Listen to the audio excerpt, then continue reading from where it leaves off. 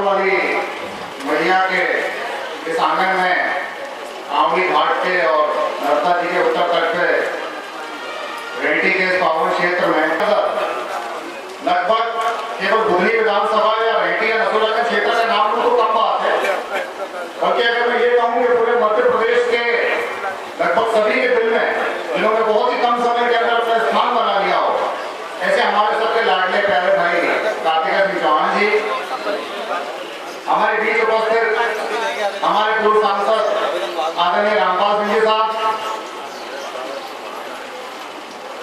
Where housing operation पत्थर मारा और वो परमात्मा को जिसने पत्थर मारा इसको निश्चित रूप से सजा मिलनी चाहिए। तो जब उस बूढ़ी औरत को बात लेंगे, कृपया मंच पर अभी ना पता है, कार्यक्रम संपन्न होने के बाद आप सबकी समस्या सुनने के बाद ही जाएंगे।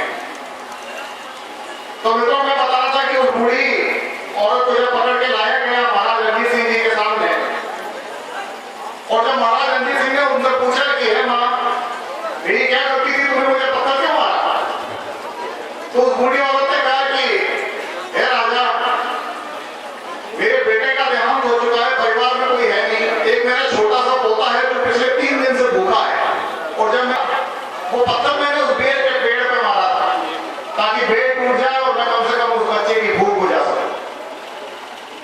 सिपाहियों ने कहा नहीं मारा, इसकी बात में ना आई, इसको सजा दीजिए, ये झूठ बोल रही है।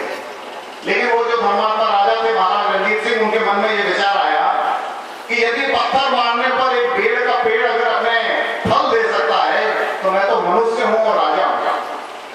राजा ने उसी समय उस गलती को माफ किया, उसे गलती जाना ही नहीं, और तुरंत सोच होने की मुद्राएं उस बूढ़ी औरत को दी।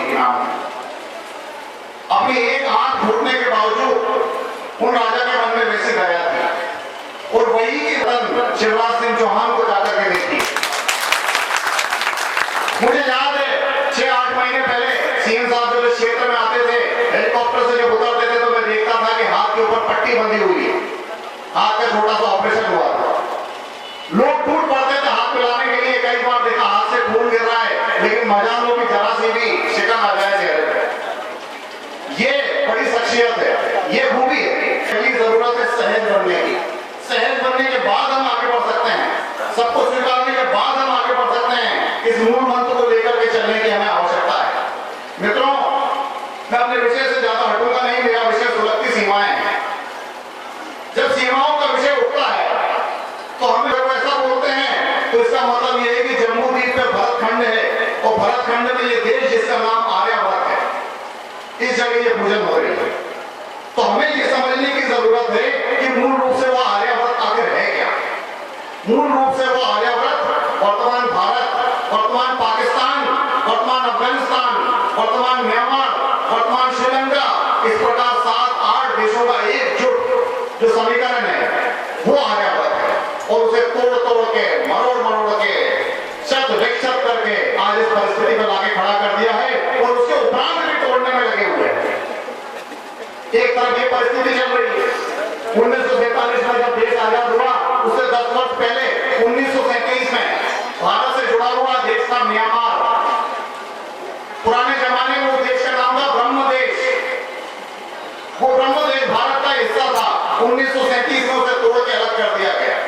हम में से कितने लोग ये बात जानते हैं, कितने युवा ये बात जानते हैं, और हमारी शिक्षा में ये बात हमको पढ़ाई क्यों नहीं जाती कि ब्रह्म देश या म्यांमार हमारा देश था जिसे तोड़ के हमसे अलग कर दिया। ये शिक्षा पद्धति के अंदर क्यों नहीं है, इसका जवाबदार कौन है, ये समझने की आवश्यकता है। इसकी जवाबदार और कोई नहीं, केवल कांग्रेस पार्टी है।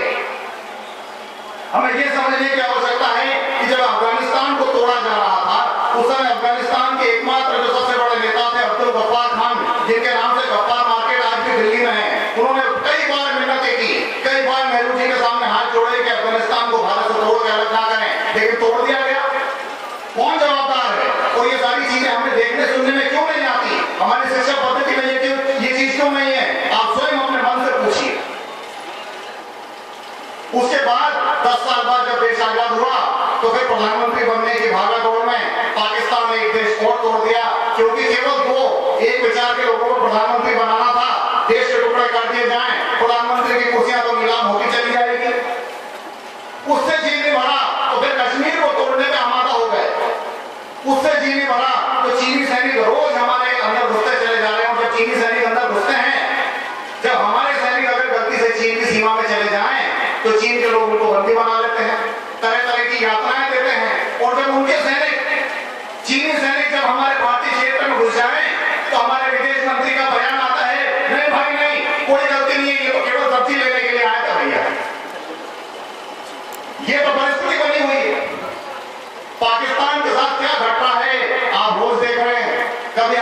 सैनिकों के सिर काट के भेज दिए जाते हैं, कभी धोखे से हमला करके सैनिकों को मार दिया जाता है।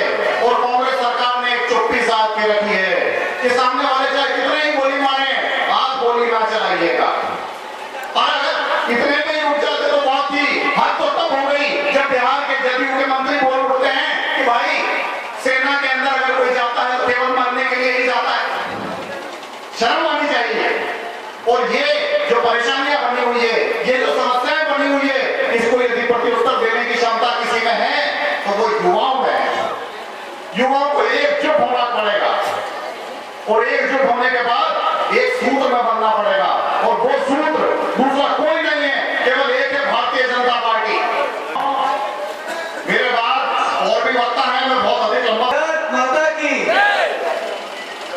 खुशी बोलने से पहले मैं अपनी बहनों को रक्षाबंधन की हार्दिक बधाई देता हूँ, हार्दिक शुभकामनाएं देता हूँ।